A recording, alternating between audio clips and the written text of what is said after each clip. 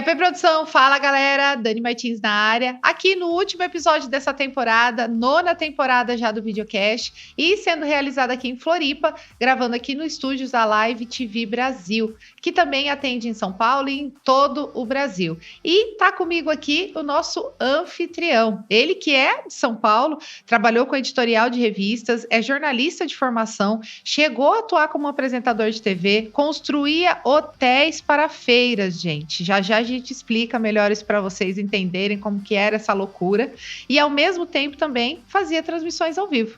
Ele quebrou e começou do zero com um computador e R$2 no bolso. E ele vai contar até o que ele vai fazer com esses R$2, que eu achei super interessante. Cresceu em São Paulo, veio para Floripa antes da pandemia e aqui já estabilizado em Floripa, ele cresceu 300%.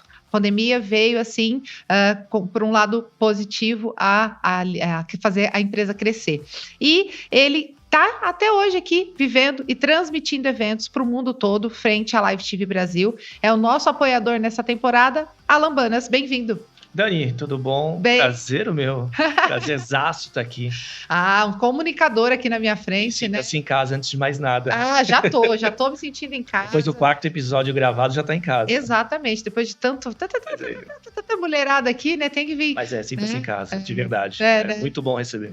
Bacana. Obrigada mesmo pelo apoio, por apresentar um trabalho tão conciso, tão bacana e de qualidade. Eu acho que assim, a gente tem muita gente no mercado que é aventureiro, que quer fazer, mas quer fazer só por fazer. E não é assim. A gente vê de longe quando a gente vê algo de qualidade, com profissionalismo e pensado no todo. Então, acho que a gente precisa de parceiros dessa maneira. Show de bola. Mas é isso. É o filtro, né? O mercado filtra isso com o tempo. Com certeza. E eu lembro que quando a gente começou a se falar, né, agradecer a Marion, a Vi, que elas nos conectaram aí. E eu acho que quando a gente tem princípios, né, e propósitos parecidos, a gente se atrai. A gente está falando muito disso. Eu acho que essa temporada foi total de pessoas que realmente se conectam muito em propósitos, né, em princípios de trabalho, profissionalismo, mas também como pessoas. Então, eu acho que quando a gente tá nessa vibe, a gente atrai, né? Semelhante atrai semelhante, a gente consegue trazer. Não à toa o sucesso, o crescimento aqui em Floripa, veio de São Paulo para cá. Você tem cara daqui de Floripa, você é meio galego.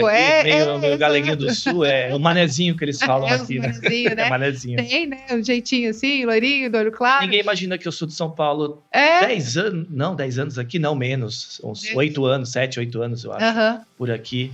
Mas eu fugi da loucura que é São Paulo. Exato, e veio para cá. A empresa continuou lá, mas eu vim para cá. Acabou tendo, né, lá com a sociedade, o Thiago, né, seu sócio lá, e veio para cá, se estabilizou. E tá muito bem, prazer mesmo de estar aqui, mostrando um pouquinho da Live TV pro pessoal que me segue, enfim, falando um pouquinho mais da empresa. Mas vamos falar de você, porque aqui a gente deixa um pouquinho a empresa e fala um pouco do profissional. Eu falo tão pouco do Alan, falo bem pouquinho. Eu achei engraçado quando a gente colocou, você mandou o áudio para mim para eu poder montar, né, um pouco da pauta, né, e aí eu fui pirando assim nas conversas, falou, quase ninguém sabe e tal. Então já logo para tirar essa curiosidade, o que você vai fazer com os R$2? O que você fez com os R$2? Eu tenho esses R$2, é verdade. Até a gente fala hipocrisia. Eu venho de uma família, de uma posição legal, né? Eu poderia falar, o Alan, ao mesmo tempo que conta uma história, que teve um momento da vida dele que teve R$2, ao mesmo tempo. Então, isso até as pessoas costumam, pode ser hipocrisia, mas não. Porque a gente separa muito. Eu acho que o que meu pai, minha mãe conquistaram é deles, né? E chegou um momento da minha vida que eu quebrei. E eu acho que é o maior aprendizado da vida isso. É impressionante. Eu não vou falar para todo mundo quebrar, porque isso aí é sacanagem. Mas para mim foi uma baita experiência. E a história da Live TV, ela meio que já existia. Eu já trabalhava com transmissão, eu vinha de um mercado editorial. E paralelamente eu ia fazendo isso. Ela por si só ela já existia, ela não estava realmente feita, o CNPJ não estava feito. E chegou uma época em que realmente eu quebrei, eu tinha um computador e tinha esses R$2. R$2 era a única coisa que me sobrou. E de fato, incluindo comida, incluindo o teu dia a dia. E eu tenho, tá aqui no meu bolso, fica dentro da minha carteira. E aí você perguntou o que eu vou fazer. Eu falei com a Sabrina, que é minha esposa, minha companheirona. E aí eu vou fazer um quadro na entrada, na recepção do estúdio, com um quadro gigantesco e a notinha ali de 2, porque ela representa para mim um momento importante. Eu acho de reviravolta, de acreditar, de conseguir. Eu nunca achei que eu não iria conseguir chegar onde eu cheguei, mas eu acho que relembro, eu acho que é importante a gente não esquecer isso. Então, esses R$2 vamos fazer um quadro lindo, maravilhoso, vamos colocar na parede, talvez algumas palavras, algum textinho até para entender do que aqueles R$2 estão ficando, por que ele está na parede, mas vou colocar ele ali. Não só para que eu possa lembrar, mas para que os outros também possam entender, né? Que eu não tenho hoje o que eu tenho, porque geralmente o pessoal não vê. Né? A gente falou sobre isso, né? Eu falei, todo mundo vê as pingas que a gente toma, mas não vê os tombos que a gente leva. Mas eu acho que é muito legal isso de você olhar e saber de onde você veio, né? Saber que teve um ponto ali de partida e tal. E, na verdade, quando a gente fala em eventos, né? Todo mundo, foi picado pelo bichinho de eventos. Você procurou mosquitinho para ser picado, né? Conta aí lá, na época da revista ainda, com editora. Porque era uma das salvações que eu tinha. Então, como é que funcionava para vocês entenderem? Eu venho de uma família de editores, meu avô veio da Alemanha, fundou, né? Então eu venho dessa história de jornalistas. Meu avô trabalhou para o Chateaubriand, era o braço direito dele. É uma história muito legal. E aí ele montou uma editora, mercado B2B segmentado para a indústria. Era uma revista assim, era um tabloidão gigantesco para a indústria, chamava Produtos e Serviços.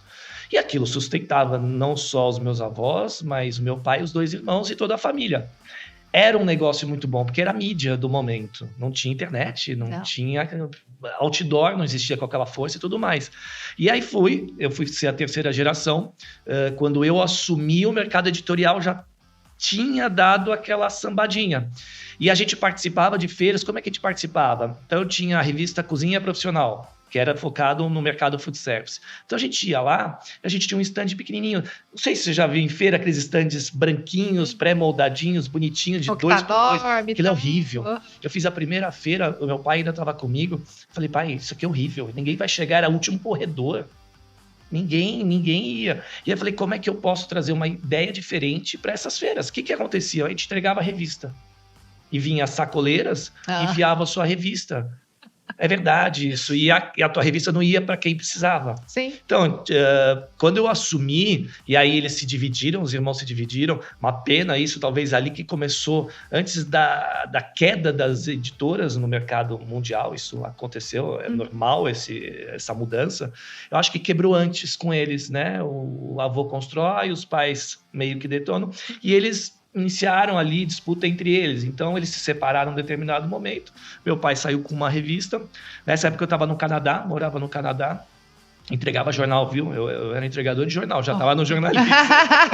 Eu entregava jornal de madrugada, era uma outra história, dá outro episódio. E aí eu voltei para ajudar ele. As outras revistas ficaram com os outros irmãos e a gente ficou com a Cozinha Profissional. E aquilo não ia durar muito tempo, porque a gente observava a mudança das editoras. Saraiva quebrou, Cultura quebrou, todos eles quebraram. Sim. As Saraivas eram a vizinha de sítios dos meus avós. Ela jogava, meu avó e meu avô desciam para jogar carteado no sítio do lado, que era das Saraivas. Não eram os filhos, eram as velhinhas, as senhorinhas. E eu ia pequenininho e ia jogar baralho com elas lá. Então não existia aquilo, eu vivi nesse mercado. E aí chegou um determinado momento que tudo aquilo foi naturalmente acabando. E aí que eu entrei em eventos. Eu falei, eu tenho uma revista de food service, eu vou construir um restaurante de verdade dentro da feira. O que é um restaurante de verdade? É um restaurante de verdade. De verdade. Aí eu montei o projeto, eu fui, na época, era Informa Market, que hoje é meu maior cliente, um dos meus maiores clientes. Olha só que louco. Olha. A gente montou um restaurante dentro de uma feira. A feira, geralmente, para quem não sabe, desse tipo de feira segmentada, são 3, 4 dias. Né? Montagem são 2 dias. E desmontagem, mais 1 dia. Então, a gente construiu um restaurante de verdade. Era mais ou menos, comecei com uns 200 metros quadrados, contratei um arquiteto desse setor, e eles foram nossos parceiros. Eles desenhavam e entregavam a planta e falavam, tá aqui a planta, se vira. O que eu fazia com aquela planta? Eu lia, hoje eu sei ler planta assim, de obra perfeitamente, eu entendo isso. Porque a gente captava os patrocínios, né? Então era Tramontina, Unilever, Nestlé, virava uma febre. Eles patrocinavam o evento e ainda entravam com o produto. Qual que era a ideia do restaurante modelo? Era fazer tour guiados de 15, 20 pessoas a cada 30 minutos direto, o dia inteiro durante a feira. Então, a Dani tá lá no mercado, ela entra na fila, ela vai ser acompanhada por um profissional da área, um consultor, um professor, e ela vai fazer um tour guiado pela cozinha, pelo salão, era de gestão a revista. Nossa. E dito, as cozinhas funcionavam. Então, Real mesmo. a Ultragás patrocinava, puxava o gás dentro do pavilhão. Naquela época era no Center Norte. Ainda é a Fispal Food, é mês que vem. E a gente atende eles, só que agora como eventos, como transmissão. Olha que doido. Olha. E aí a gente montou o restaurante modelo, e durante anos, e aquilo virou uma febre. As empresas patrocinavam e pagavam. Só que o projeto durava o ano inteiro, porque eu tinha que vender para a Tramontina a cadeira, o talher. Eu tinha que vender para a Unilever o alimento, para a Ultragás o gás, o forno combinado da Rational. E aquilo virou. Falei, dá dinheiro, mas você não vive. Não vivia. Aí eu tive a brilhante ideia de construir o Hotel Modelo. Porque eu abri uma revista de gestão de hotéis, a hotelaria profissional. O que eu preciso dela? Não vou entregar revista, panfletar a revista. Vamos construir um hotel. Aí a do hotel virou loucura mesmo. Aí eram 500, 600 metros quadrados. E quem quiser procurar, olha lá, Hotel Modelo, Equipe Hotel. Então você vai ver uma recepção, um quarto, tudo. Tipo, o elevador funcionava dentro da feira. O elevador? O elevador. Você subia, o tour começava pela recepção do hotel, tudo de drywall, tudo pré-mold, tudo. O hotel descia. E Era louco. Fala pra mim, você fazia tudo isso e depois caquinho, lixo, fora? O gesso, muita tudo coisa vinha quebrava. pra casa, não vou mentir que eu acho que a cama que eu tenho em casa hoje é do hotel, porque eles não iam buscar. Caraca! Então a gente ganhava muita coisa, era cama, televisão. Enxoval, tudo? Não, o enxoval eles buscavam. Jura? Os fios lá eles buscavam. A Trussard, aí vai me lembrando, os patrocinadores eram tantos. A gente botava ar-condicionado instalado no hotel, porque era recepção fechada de verdade. Nossa. Era doido. E quanto tempo vocês tinham de montagem? De montagem eram 3, 4 dias. E era uma produção, se um fornecedor atrasasse, a cadeia era total. Efeito dominó. Mas nunca deu atraso. E a maestria era minha, a loucura era minha. E rodava 24 horas essa montagem 24 ali. A gente era o único stand, porque acabava sendo que o stand também era da feira. Eles tinham uma porcentagem em cima. Então era E era uma atração da feira. Sim. Eram horas de fila. Geravam filas, tudo. O canteiro de obras modelo, que era na FEICOM, tinham 6 horas de fila para conseguir entrar. Esse canteiro de obras, cara. Depois descia caminhão de areia e terra. Dentro. O pessoal me chamava de maluco. E de fato Não é você que é o responsável, não, eu sou o irresponsável. Verdade, boa, era o irresponsável que montava tudo ali. E aí as revistas acabaram caindo e isso ficou. E foi indo. Aí depois veio o frigorífico modelo. Não sabe. O frigorífico também? Esse você não tinha me contado. Tinha o frigorífico modelo. É doideira. Aí começaram a me procurar. Vamos ter o pet modelo, o hospital modelo. Eu quase fui. Eu não tô mais nessa área. Aí Santa Sabrina. Aí foi a minha mudança de chave. Eu cheguei, eu tava doida, não tinha vida. Eu fechei as portas. A empresa a editora já tinha quebrado. Só que os eventos, o que acontece? Foi sorte, foi um pouco antes da pandemia. Olha que doideira. Porque se eu tivesse dependido, escolhido, porque eu tinha um projeto na gaveta que era para ser a cidade modelo. Aí ia ser o meu, ou eu faturava milhões ou eu perdia milhões. Aí eu optei em não fazer. Eu fiquei com medo, né? Não, e quando você olha para tudo isso assim, que você vê, né? Nada por acaso, esse tempo todo virou. Hoje, as grandes feiras são os seus clientes com a transmissão. E lá, antes de você entrar, de fato, nessa loucura, que foi uma loucura, né? Você chegou a atuar pouco, você é formado em jornalismo, você chegou a atuar pouco, trabalhou como apresentador e lá você conheceu o Alberto Luchetti. O Luchetti, isso. Nessa época, eu formei em jornalismo em 2003. Eu conheci estava iniciando, o Luchetti tinha acabado de sair, ele era o diretor do Faustão, naquela época em que a briga Faustão e Gugu era acirrada. E ele era o diretor dele. E aí ele saiu da Globo, provavelmente com a indenização, e resolveu montar a primeira TV web do Brasil. E de fato foi ele. E aí que foi a minha grande escola, porque ele mostrou uma verdadeira estrutura, era lá na Tomás Carvalhal, em São Paulo, no Paraíso. E ele montou uma estrutura, eu falei, eu quero trabalhar lá. Jornalismo, depois que eu fui para trás das câmeras, mas eu gostava na frente das câmeras, apresentando e tal, e fui. E eu iniciei sem ganhar nada. Falei, não temos salário, não temos nada, mas eu vou. Iniciei. E foi uma escola para mim. Porque fazer transmissão naquela época era outra coisa.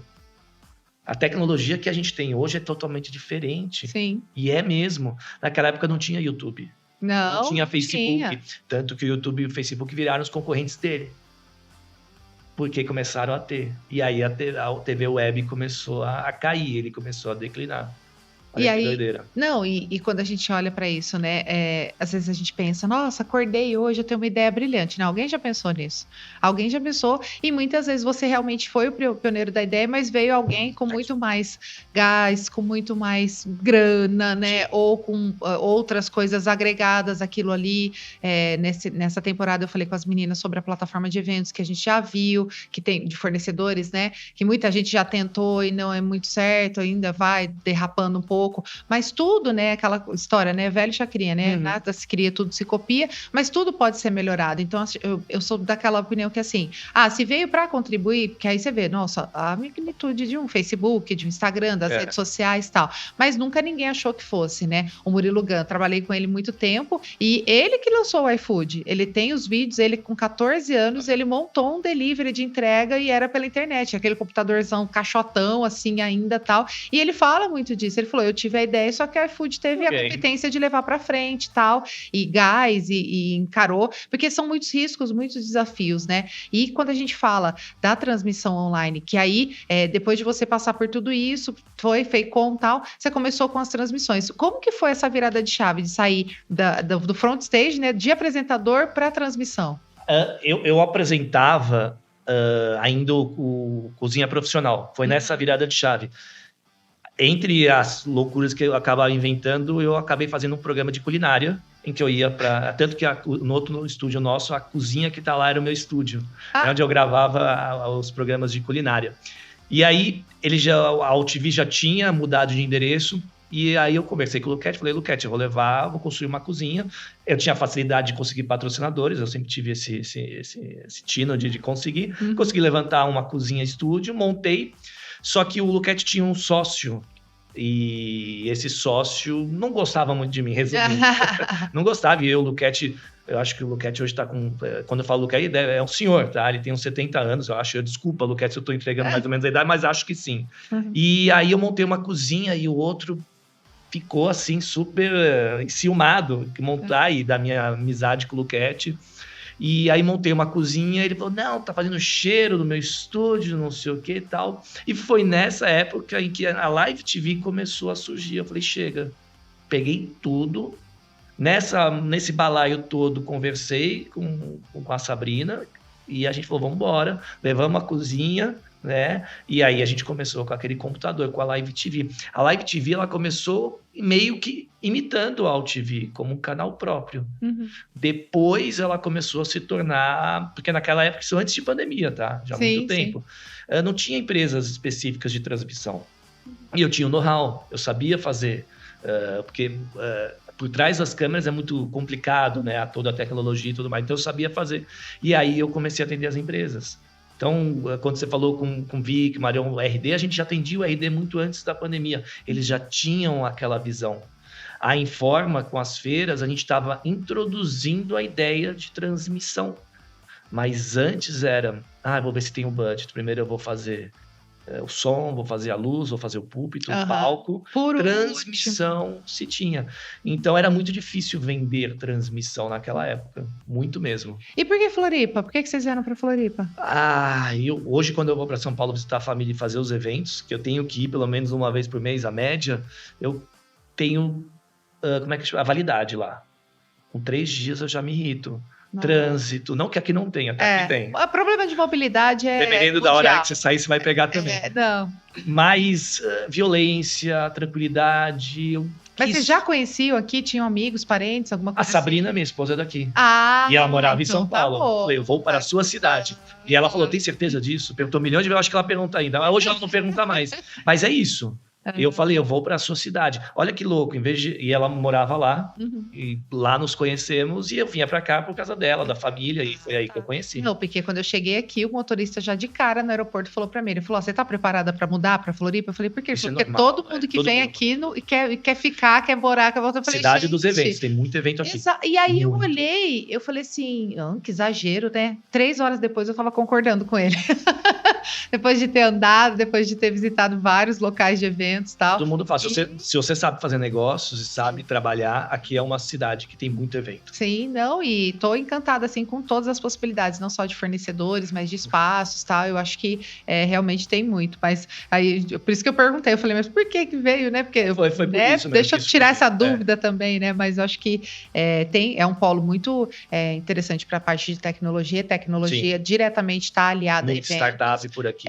Mas eu acho que a questão da qualidade de vida, que eu acho que é o que mais procura, também, né? Tranquilidade e tal, é uma ilha, né? E por isso que... Super tranquilo. E a gente começou do zero aqui, do zero, com marca, com tudo. E aí, quando vocês chegaram antes da pandemia? Bem antes. E aí, quando veio a pandemia, que daí foi esse start e foi lá subindo. Eu vou dizer que na pandemia nunca trabalhei tanto. Muito, porque quando veio a pandemia, a gente já estava preparado. Eu já tinha os equipamentos, já tinha o know-how, já sabia fazer. Então, eu surfei. Eu imaginava ali que esse mercado ia demorar uns 10 anos ainda. E, de fato, era a realidade. Era o investimento da minha parte, acreditando. Tanto que quando eu chamei o Thiago, meu sócio, falei, o Thiago era meu editor-chefe da minha editora. E hoje é meu parceirão. E eu falei, Thiago, eu quero montar uma empresa, tal. Você vem comigo? Mas eu não tenho dinheiro. Eu também não, eu tenho computador. Serve. E foi aí que começou. Porque ia demorar, a matemática era uns 10 anos, Dani, mais ou menos. A pandemia veio e empurrou. Ela acelerou demais. Aproveitou, só que junto com a pandemia veio muita gente ruim. Eu tenho que falar, tem muito... Que isso é natural. Sim. E o mercado foi peneirando. Então, e hoje... com todo respeito, tá? Porque tem muito videomaker que faz muito bem, mas eu sempre brinco isso, qualquer videomaker hoje sabe fazer uma transmissão. Sim. Pega lá uma mesinha ATMini e tal e faz. E de fato, ficaram os melhores. Sim. E foi peneirando. Eu acho que assim, não só a questão de acelerar o crescimento, né, para essa área de tecnologia e para a transmissão, né, para os eventos híbridos. Eu já fazia isso antes, não era uma coisa que a gente inventou a roda, não foi. Foi uma coisa que teve uma adesão muito grande por conta da necessidade que a gente tinha que entregar, as empresas tinham que entregar suas convenções, suas apresentação de metas e tal, e tinha que ser feito isso da maneira online, não tinha outra, mas realmente separou meninos de homens, né? E ele separou o joio do trigo, porque a gente teve o boom durante a pandemia, porque daí todo mundo achou que fazia, aí as pessoas procuravam preço, porque não é algo barato, as pessoas se iludem achando, beleza, põe uma câmerazinha aqui e abre um Zoom. Não é isso, gente. Fazer evento online, fazer evento híbrido, não é isso. Definitivamente não é. Se durante a pandemia isso teve, óbvio que teve, porque era a maneira que as pessoas tinham e iam se virando ali. Mas hoje em dia a gente tem acesso a essas tecnologias. Talvez o que não tinha antes era o conhecimento das pessoas e o acesso a essas tecnologias. Então, eu acho que é válido sim, eu atendo ainda clientes que continuam fazendo. Eu sempre falava isso durante a pandemia, que o online veio para ficar. Ele não tem, lógico, a mesma adesão do período que a gente estava em pandemia, mas ele veio para ficar. Hoje a maioria dos eventos, eles ainda são híbridos, né? As pessoas continuam fazendo as transmissões, se não as gravações. Então, eu acho que ter uma empresa do know-how da sua, que hoje que realmente a empresa que procurar fazer uma transmissão, ela não está procurando um Zoom, ela está procurando algo de qualidade e tal. Então é aquilo, né? Até brinquei com o Eric, a gente estava conversando aqui na recepção, e a gente falando um pouco, eu falei para ele, eu nunca vi o dono da Coca-Cola reclamar que Dolly vende mais barato. Então, assim, é a Coca-Cola das transmissões, não tem jeito. Isso. Então, é aquilo de realmente entregar qualidade, profissionalismo, não tenho dúvida. E eu queria até que você falasse um pouquinho mais da Live TV, além das transmissões. Então, tem campanhas publicitárias. Tem vários produtos, Dani. Pegando um pouco desse gancho da pandemia, eu fui virando a chave da empresa junto com a pandemia. Porque primeiro teve a pandemia, eu virei a chave, vamos entregar online. Aí a gente foi observando que foi liberando e nós iríamos entrar um pouquinho no híbrido. Então, a gente já pegou um espaço grande para ocupar com 100, 200 cadeiras, então a gente já foi preparando. Depois eu percebi que é isso que você falou, tem que sempre se antecipar, de que iria diminuir um pouco, e de fato diminuiu. Tá, se diminui eu vivo do online, do híbrido, o que eu vou fazer? Só vão me chamar quando tiver transmissão. Foi quando a gente virou a chave de novo e falou, vamos entrar também nos eventos presenciais. Sim. Então, hoje a Live TV em eventos, a gente tem os 3 pilares, que é o presencial, o híbrido e o online. Então, a gente atende esses 3, porque na pandemia, a gente aprendeu e fazia muito bem o presencial também. A gente entregava som, luz, telão, entregava tudo. Sim. Só não tinha público. Então, eu me antecipei nessa mudança e hoje a Live TV tem esses 3 pilares. Então, se você me chama para fazer um evento só presencial, que é o que eu vou entregar daqui 2 dias no Cicobi, não tem transmissão. Sim. Porque a gente ficou muito conhecido como transmissão. Live TV, e de fato é uma das ali... a gente situa entre os grandes. Em São Paulo tem maravilhosas empresas ali, indiscutível, mas em Santa Catarina é a principal. E é interessante isso. Em pouco tempo, forma como a gente brinca, tem gente que fala que é um sonho de consumo ter a Live TV para transmitir. Legal. E às vezes é um pouco mais caro, porque os equipamentos que a gente oferece são mais caros. É que eu falo, às vezes eu perco propostas porque eu não consigo fazer mais barato, porque eu tenho uma estrutura mínima, tá? Então eu tenho esses 3 pilares, aí a gente tem 2 estúdios, né? Esse que a gente está gravando aqui é o Estúdio Cambirela, que a gente chama, que é um estúdio para grandes produções, né? Então aquela área ali atrás, ela tem 600 metros quadrados, legal, que é uma área carente, que tinha carência aqui em Floripa, que é para gravação de filmes comerciais, campanhas publicitárias.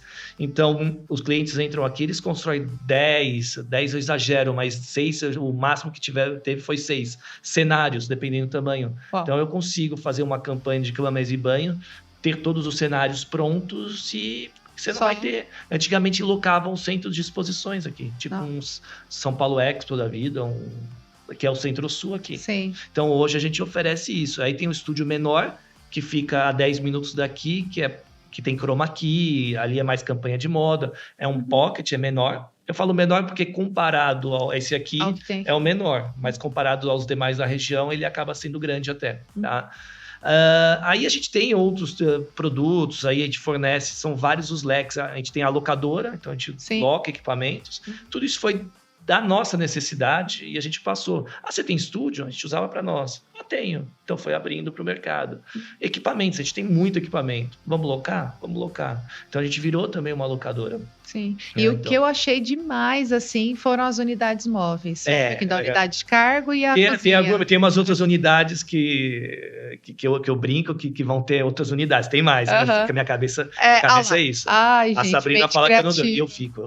Enquanto eu não conseguir... Aí a gente tem a unidade gourmet, ela vai muito para campanhas de cinema, campanhas de publicidade. Aí eu vou gravar lá nas dunas da Joaquina e tem a estrutura. Vamos levar a unidade gourmet. Ela acabou de voltar do Beto Carreiro, estava gravando o comercial da Colgate lá. Então, são as unidades, aí uma ajuda o outro, e aí a gente vai construindo, aí fica tudo estacionado lá fora. É doido, eu fui buscar essa, eu acho que... Campo-Herê, nem eu conhecia, nem eu sabia que existia essa cidade. Campo-Herê depois de Xanxerê. Nossa! Botei em cima do guincho e depois eu reformei aqui. Gente, não fui buscar isso, nem iFood tinha na cidade. Nossa. Todo respeito, mas cidade fantástica. Que legal, não, igual eu falei de Refaina, que são 3 mil habitantes. Aí que alguém mora em Campo-Herê, mas...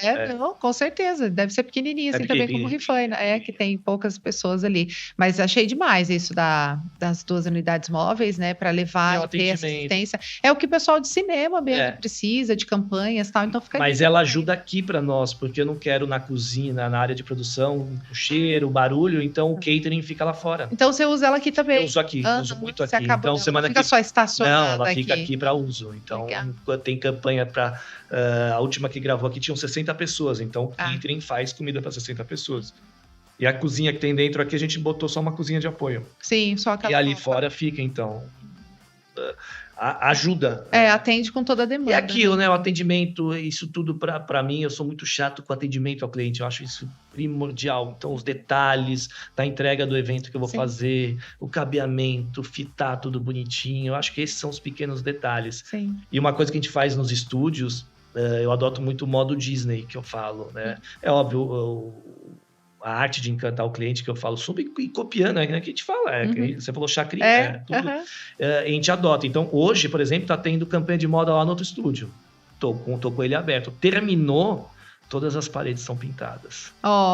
Igual na Disney. É a mesma coisa. Porque eu tenho que entregar na mesma qualidade pro próximo, porque amanhã tem mais cliente lá. Sim. Então eu tenho que deixar igual o de cliente de hoje está recebendo. Dá trabalho. Você não vai ver uma parede riscada, você vai ver tudo limpo. Que é um aprendizado. Eu trago muito esse modo de São Paulo. São Paulo é muito... Aqui, com todo respeito... Os estúdios são empoeirados, baratinha correndo. Isso não é legal. Então, o cliente ele se sente bem em fazer aqui. É mais caro um pouco? Mas ele vai ter um cafezinho ali, uma máquina. Ele tem alguns mimos. Então, é arte que eu falo mesmo, copiando o slogan. Com certeza. Não, eu estive na Disney o ano passado em um treinamento de bastidores. Então, fui para os túneis e tal. E, realmente, todos os dias, eles fecham os parques e entra uma equipe de manutenção para pintar. Eles limpam os vãos das grades, e eu até tenho um vídeo meu que eu passo o dedo assim em uma estrutura assim da parede, assim, não tem pó. Não tem pó, você pode não notar, mas indiretamente você vai sentir que tem algo especial ali. E aí, quando se fala em Disney, né, as pessoas falam, magia de encantar o cliente. É tudo isso, são todos esses detalhes. É o detalhe de ter uma mesa limpa, de ter um espaço limpo, aconchegante. Eu não tenho vergonha de copiar aquilo que dá certo. Exato, e é tudo isso, né? Lá realmente tem isso, eles pintam, e às vezes tem algumas pinturas que elas são com manchas, com detalhes. Não é só tacar uma tinta, eles replicam tudo aquilo novamente todos os anos. Todos os dias, né? E até corrimão de escadas, assim, eles pintam com aquelas tintas que secam muito rápido, não sei o quê. Então, não é algo que tá fora, que não existe, né? É algo que já é aplicado em algum lugar e que realmente traz sucesso. Então, você vê, pequenos detalhes, né? Que você olha e que você faz a diferença. E que você realmente traz, você vê aqui que é tudo impecável mesmo. A questão das unidades que eu falei. Quem que pensa nisso? Ninguém pensa nisso em trazer o conforto. E isso vem, acho que muito um pouco, que quer queira ou não, você tem um pouco de produtor, nem vem que tu é um produtor enraizado, e eu sempre falo, todo fornecedor, quando já foi produtor, a Marion comentou isso aqui também, cara, é completamente diferente, porque ele sabe das nossas dores, você sabe que vai vir 60 pessoas para trabalhar e aqui próximo não tem um restaurante, e mesmo que tivesse para atender 60 pessoas na hora que precisar, então ter um catering atendendo aqui, traz um buffet, você já dá essa estrutura, e não é uma estrutura fixa, você pensar que nas externas também você vai ter essa necessidade, isso é raríssimo, então por isso que eu falo, né? Isso separa o joio do trigo, separa homens de meninos. Eu ia botar um container, se o container é fixo, não dá para ganhar dinheiro. Resumindo é isso. Não, e assim, mobilidade, é levar aquilo tudo. Daí toda vez que você tivesse que fazer uma externa e você precisasse disso, você ia alugar de alguém ou ter que montar uma outra estrutura. A Sabrina fala muito que eu não dou um ponto sem nó, porque eu sempre penso de algum jeito. Às vezes eu trago um produto, mas eu trago o produto já vendido. Então eu faço muito isso.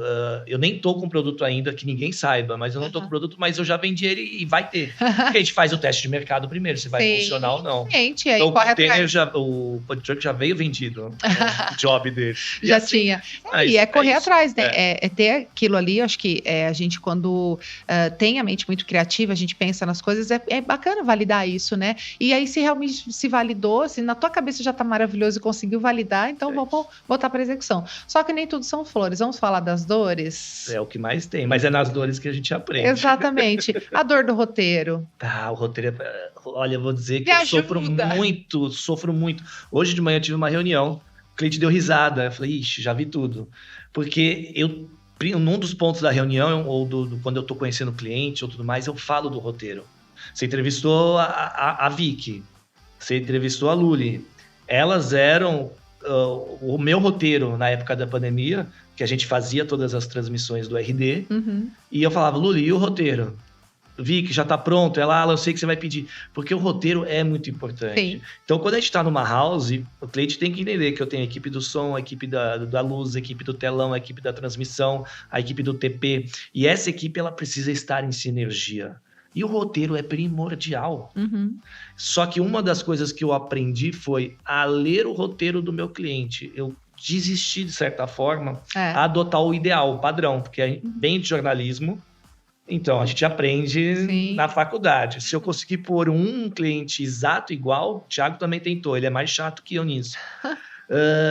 E essa parte eu deixava pra ele, porque era muito chato o roteiro. Eu falei, Thiago, eu sou a parte técnica, o roteiro é você.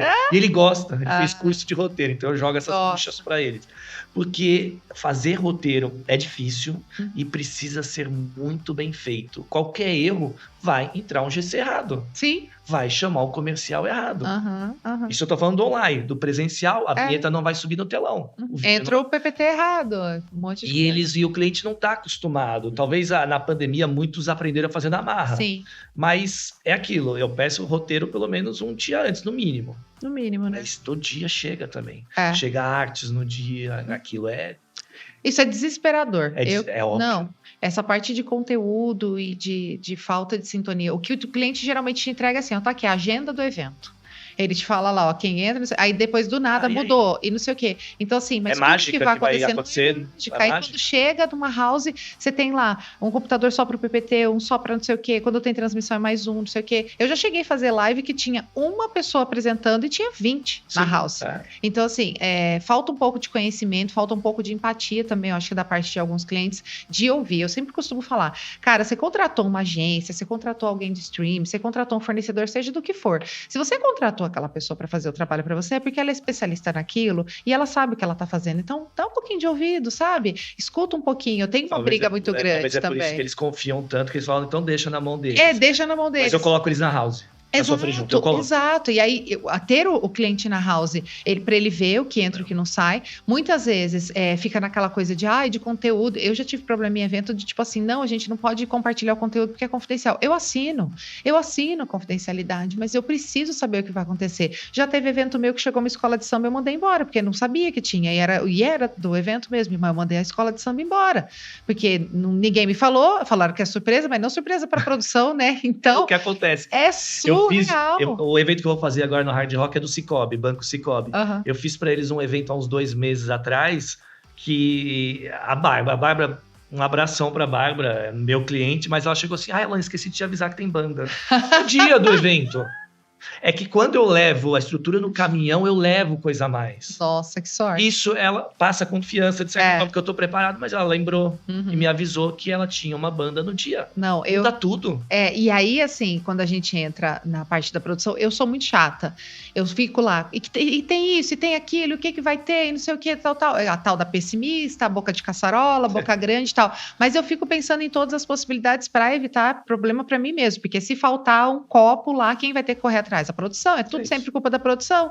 Então, a gente sempre tenta se prever, né? Precaver disso e trabalhar ali nesse preventivo mesmo, né? Mas essa parte do roteiro, realmente, no online, eu acho que veio muito mais essa consciência. Eu acho que também outra coisa que agregou muito nos eventos presenciais é a presença de um mestre de cerimônias ou um apresentador, coisa que não tinha. Gente, para ter aqueles cacos, né? Para chamar alguém ali, para substituir enquanto um palestrante ainda tá lá na house enchendo o saco do pessoal para mudar, né, as coisas. Então, assim, muita coisa dentro da pandemia agregou para os eventos, fizeram com que os eventos ficassem mais profissionais, mas eu ainda sinto muito isso, essa dor de que realmente o cliente muitas vezes não quer nos ouvir ou acha muitas vezes que isso não é necessário, porque né? Às vezes ele quer cortar budget e faz interno. Quando ele faz interno, eu sei que já era. Aí chega ali, e aí, a hora que dá algum problema, é um vídeo que entrou errado, é uma música que entrou errado, ou entrou uma vinheta errada, é culpa de quem tá operando. É da produção, e a culpa nunca mais chama a Live TV, porque eles colocam os vídeos errados e não sei o quê. Então, isso é muito triste, isso me dói mesmo, assim, eu fico pistola da vida, puta da vida mesmo, pra falar português claro, porque olha... Pra você, Alan, sabe que... Mas a gente tenta avisar, as artes chegam tudo em cima da hora, é um caos. Por exemplo, então que dia é hoje? Hoje é segunda. Eu entro na quarta, eu não tenho uma arte de um evento para 1.000 pessoas, não tenho nada. E aí, vai chegar quando? Se chegar de véspera ali. Véspera, e é tudo no susto, tal. Então, assim, ter essa consciência realmente de que a gente precisa de um preparo. E não é a toca de mágica, é máquina, é tecnologia, às vezes uma máquina trava, tirar baixar, às vezes tem internet. Nem sempre a house tem internet. Um link dedicado para uma house caríssimo. Às vezes você montou a estrutura da house de uma forma e aí você tem que mudar tudo. Tem que mudar porque veio outras coisas, porque um trabalha junto com o outro, ou às vezes tem o mesmo operador trabalhando em 2 computadores, que um é linkado com o outro, cara do som, enfim, uma série de possibilidades que isso nem passa pela cabeça do cliente, isso nem chega ao conhecimento do cliente e ele acha que é simples, né? Estralar o dedo ali. Mas eu sou mal, eu vou falar, por isso que as meninas me chamam de malvado favorito. Porque eu gosto de ver o cliente sofrer nessa hora. Ah, jura? Eu gosto, porque... Eu sofro por ele. É o evento da vida dele. É. Ele sabe, chegou, ele não vai dormir na véspera, eu vou estar tranquilo. Porque eu sei o que eu tô fazendo. Talvez isso é bom para ele, porque gera uma tranquilidade. É. Mas eu gosto de ver ele sofrendo. Porque ele sabe, assim, porque fazer o evento não é fácil. Não. E aí ele começa a perceber na véspera. É. Até uma semana, 10 dias, 2, 3 meses, sabe quanto tempo ele começou, ele tá tranquilão, mas chegou na véspera. É. E aí o outro ponto mais difícil ainda é o ensaio, né, Alan? Ninguém quer ensaiar, gente, o tanto que é importante. E aí, por exemplo, o CEO da empresa quer uma entrada super impactante, às vezes tem um TP para ele ler, ele nunca lê um TP e a gente fala, ó, vem um dia antes ou pelo menos algumas horas antes para saber qual que vai ser a sua entrada, onde vai, independente disso ser presencial ou híbrido, gente, com online ou não. Mas, cara, é surreal a gente não saber o posicionamento do cara. Ele chega ali com conteúdo de última hora, nem ele sabe o que ele vai falar. Às vezes é um TP de um texto que a assessoria de imprensa escreveu pro cara ler. E o cara nunca usou um TP, eu quero morrer, eu fico louca. Se ele ensaiasse um dia antes, se tivesse previsto, muitas vezes a produção é obrigada por budget não amassar o tempo de montagem, né? Reduzir, e aquele ensaio é colocado de lado, porque você tem um custo, tem como fazer, você tem que mão de obra, você tem mais um dia de hotel, e por aí vai. Sim. Mas é primordial fazer esse ensaio para que tudo saia direito. Mas geralmente o que eu falo? Eu peço para o cliente não ter ensaio pelo menos, geralmente quando no dia, aí começa a chegar a cada hora um. E aí o ensaio vai acontecer quando? 1 hora antes do evento. Teve um evento que eu não consegui segurar, mas 5 minutos antes eu falei, gente, faltam 5 minutos para entrar no ar ou ao vivo. Era aqui no estúdio. E eu evito, meia hora antes, da minha equipe descansar. Sim. Minha equipe, vai lá fora, quem fuma, quem quiser tomar um café, toma um café. É a hora que a equipe tem que relaxar. A equipe não tem que estar fazendo ensaio esse horário. Não. Porque vai desconcentrar. Não, desanda total, e eu acho que assim... eu evito isso. E assim, tem o quesito máquinas, mas as máquinas são operadas por pessoas, e essas pessoas precisam estar descansadas e tal. E quando ainda o evento é um dia antes, tem a montagem, aí embala tudo e quer que às 8 horas da manhã a pessoa saiu de lá às 6 esteja sorrindo, atento, não dormir, não sei o quê. Então, é toda uma junção ali, né, de tecnologia com pessoas, né? Eu já tive problema em house, por exemplo, precisar ajustar coisas para o cliente para o período da tarde do evento e a dona da agência virar e falar assim, enquanto não resolver, ninguém almoça. Falei, enquanto não almoçar, ninguém resolve. É o contrário, querida. Falei, sinto muito, mas é o contrário. Então, assim, da gente ter que se desgastar, da gente ter que brigar para realmente fazer as coisas acontecer. E são escolhas também, eu falo muito, sabe, Alan? Tipo assim, demitir clientes. Tem clientes que realmente eu não atendo, porque lá funciona assim e é assim. Então, muita gente me fala, Dani, mas é impossível. Todo evento é assim, vai ter essa correria, chega as coisas de última hora. Mas tem muita coisa que a gente pode sangrar, que a gente pode antecipar. Tem cliente que não vale a pena. Exato. Eu já demiti, tem casos. Total. É raro, mas tem. Tem. E aí, assim, não dá pra gente achar que isso é normal. Não dá pra normalizar isso. Não dá mesmo. E o cliente que for nessa linha, né, for insistir de ficar nessa linha, ele vai ter um turnover horrível de clientes, de fornecedores o tempo todo, né? Porque o fornecedor chega uma hora que não aguenta, porque, que delícia, vou trabalhar lá pro fulano. Não dura 3 meses, porque não aguenta mais de tanta pressão e de viver nesse looping ali, né? Até a pessoa se tocar de que realmente isso não é normal. Mas quando a gente olha para o final, para o trabalho final, é aquela coisa, mas eles deram um jeito, a produção entregou. A gente que trabalha, que a gente está em vários eventos, a gente vai lá, a gente está lá para isso, a gente está lá para entregar, a gente faz acontecer. Só que a gente percebe a diferença de qualidade na entrega de um que realmente é feito do zero e tudo bonitinho, com todos os passos e com essa entrega antecipada, do que aquele que foi feito apagando incêndio. O Silvio Francisco, que é um diretor artístico, que ele fala, né? Tem eventos que você realmente faz o evento e tem outros que é gincana. É assim, corridas aí, apaga incêndio, não sei o que, todo mundo sobreviveu. É gincana, você não faz um evento, você não entrega um evento, é uma gincana que você foi ali driblando, só imprevisto, apagando incêndio e no final, beleza, todo mundo sobreviveu. E não é isso que a gente quer fazer, a gente quer entregar eventos de qualidade e pra gente entregar eventos de qualidade, ele tem que ser feito por todo mundo junto. Deixa a gente feliz em entregar evento, deixa ver o resultado e ver que o cliente está se abraçando no final. Sim. Eu acho aquilo muito gostoso. Sim. E ver o cliente feliz, só tá bom. E a gente olhar para aquilo e ter vontade de fazer de novo. Eu tenho clientes que eu atendo há 6 anos, há 10 anos, há 9 anos. E aí, esses clientes também foram crescendo junto comigo, porque aos poucos eu fui falando, olha, precisa disso, não sei o quê. O último que eu entreguei, que é de uma associação que eu atendo já tem 9 anos, ano passado, cara, foi redondo, não atrasou palestra, não atrasou nada. Nossa, que delícia, você já fica louco para fazer o próximo. Os outros, que são as gincanas que a gente fala, cara, você olha para aquilo e você fala, meu, não vejo a hora de acabar, você fica desesperado, você quer ir embora para casa, você não... Nossa, a gente sofre, né? É muito difícil de lidar com isso, né? Nosso tempinho tá acabando, mas eu vou ainda finalizar aqui com as perguntinhas de praxe. Se você não fizesse o que você faz hoje, o que você faria?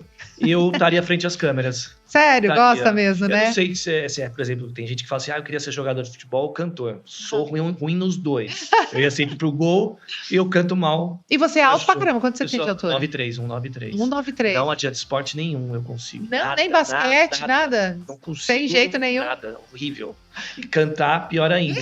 E aí, apresentar, eu gostava muito. Eu amava. Eu acho que se eu não tiver... Todos os meus colegas de jornalismo ou que passaram pela UTV, estão em Globo, SBT, Record, espalhados, e eu não segui, mas normal. Não fico triste. Não. De estar nos bastidores, eu tenho uma emissora.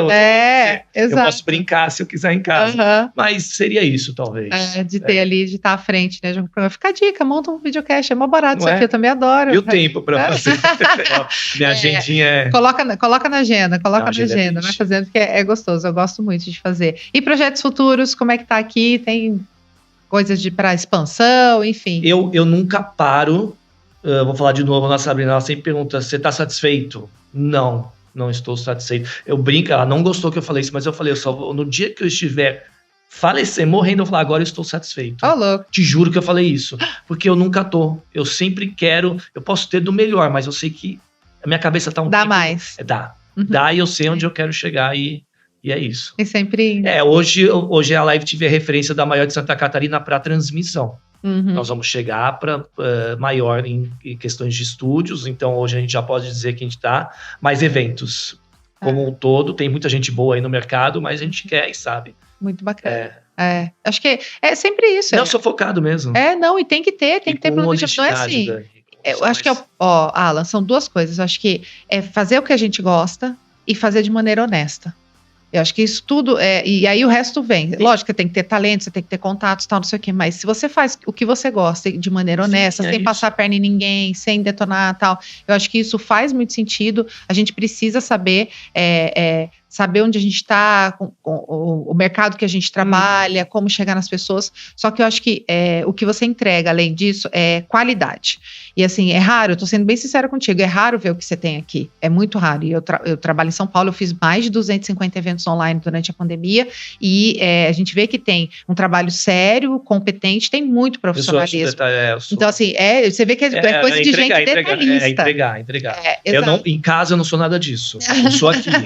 E ter, né, essa preocupação e olhar para o todo. Então, assim, são raros os fornecedores que a gente vê que, de fato, entregam dessa maneira e realmente acho que a gente precisa enaltecer. Eu não fico olhando o concorrente, Dani, eu não olho, às vezes as pessoas vêm me contar, até porque eu não tenho tempo para isso, e de verdade, as pessoas vêm me contar, viu que não sei, mas é muito legal isso e eu fico até feliz. As pessoas falam assim, mas você não te irrita muito? A gente vira uma referência para muita coisa. Então a gente compra uma coisa X, no dia seguinte o outro faz.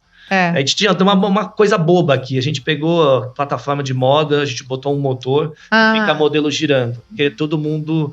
eu preciso de eu vou colocar uma plataforma aqui. Todo mundo agachadinho ali, girando com a mão. Eu coloquei um motor.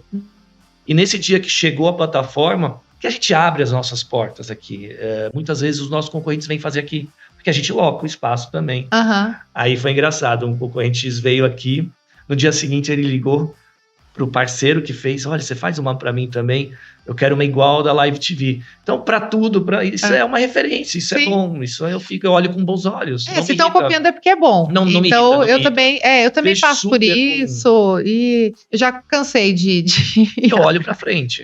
Exatamente, é aquela coisa, né, prego que se destaca leva martelada, né, então a gente está sendo visto, está sendo lembrado, que bom que a gente está sendo usado como referência, as pessoas copiam aquilo que funciona, aquilo que é bom, se ninguém quer copiar o ruim. E o que eu falo sempre, e eu falo para a equipe toda, principalmente para mim, principalmente para a Sabrina, porque todo mundo já perguntar, pô, você só veste a camisa da Live TV, não sei o que e tal. Meu filho já vai nascer quando tiver com a camisa da Live TV. Porque eu falo, é verdade, eu falo assim, Coitada da Sabrina. Seja o maior fã da sua empresa, seja você o maior fã da sua empresa. É o que eu falo. Se você não for, quem que vai ser? Não, é igual acreditar na gente mesmo. Se você não acreditar em si, quem que vai acreditar? Você tem que ter esse voto de confiança. Mas parabéns mesmo, parabéns pelo espaço. Obrigado por ter me recebido, Sinta-se em casa. Os convidados aqui. Eu acho que você vai voltar para Floripa mais vezes. Eu também tô achando que vou, já falaram para eu vir também, ó lá, tá vendo o time lá? Agenda de cursos aqui, vamos trazer o pessoal para cá, vou fazer mais coisa, mais tempo, com mais duração, prática, né, com visita técnica. Eu acho que é só a pontinha do iceberg de tudo que dá pra gente construir e fazer juntos. E para finalizar, para fechar, aquela mensagem para quem quer trabalhar com eventos, o que você tem para falar para essa galera? Para quem tá começando mesmo. Quem quer vir para essa aqui, fala, não, fica aí, é roubada, cai fora, então uma vez me perguntaram, eu vou responder, mas uma vez me perguntaram quando eu trabalhava no food service, cozinhava tudo, perguntavam quem quisesse ser chefe de cozinha. Eu falei, não seja. Porque todo mundo acha que é glamuroso, que queima o braço, é quente a cozinha. Eu falei, não. Eu fui dar um curso uma vez, uma palestra, e eu falei, não seja. Agora. Aí eu tava testando, afunilando para ver quem ia ficar. Exato. Não, mas para quem tá começando, eu acho que para tudo, não é só para gostar do que faz. Sim. Não tem, eu acho que todo mundo deve ter respondido isso aqui. Ou não sei se, mas enfim, eu acho que tem que gostar do que faz, fazer bem feito, ser detalhista e, óbvio, atender bem o teu cliente. Você está lidando com pessoas. É difícil você lidar com o ser humano, né? Sim. Então, às vezes, alguém pode pedir uma informação para você e ser grosso. Mesmo assim, responda, sabe? Eu tinha muito dessa questão dos hotéis e tudo mais. Em eventos, então eu posso não estar no meu evento, mas eu vou ver um papel no chão, eu vou tirar para ver que tá tudo arrumadinho, sabe? É abraçar, é vestir a camisa do evento. Sim. Isso é primordial. Agora, você vê, para finalizar, você vê muita gente em evento mal-humorado dentro de house. Brigando dentro de house. Então, perdeu o amor. Perdeu. Não, aí não. Então, melhor não ir. Refaz a tua vida, refaz o que você tá fazendo, porque talvez não é aquilo. Sim. Talvez uma vez ou outra você tá estressado, tudo bem. Mas, pô, que saco, vou ter que fazer aquele evento. Não, então não faz. É gostar do que faz, né? É isso, e fazer bem feito. Obrigada. Obrigado, Dani. Prazer enorme. Prazer é meu. Bacana demais estar aqui. Obrigado mais uma vez e a gente vai se ver bastante, Com se certeza. Deus quiser. Obrigadão.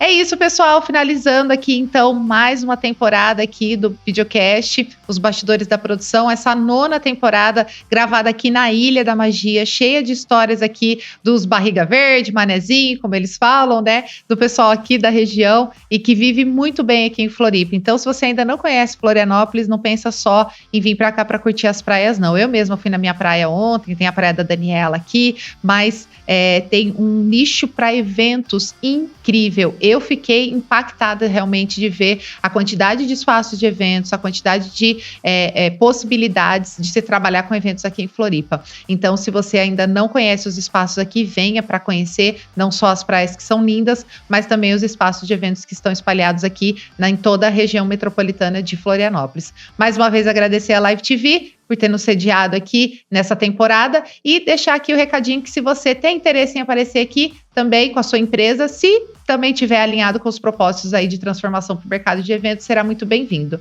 É isso então, até a próxima temporada, um abraço e vamos produção!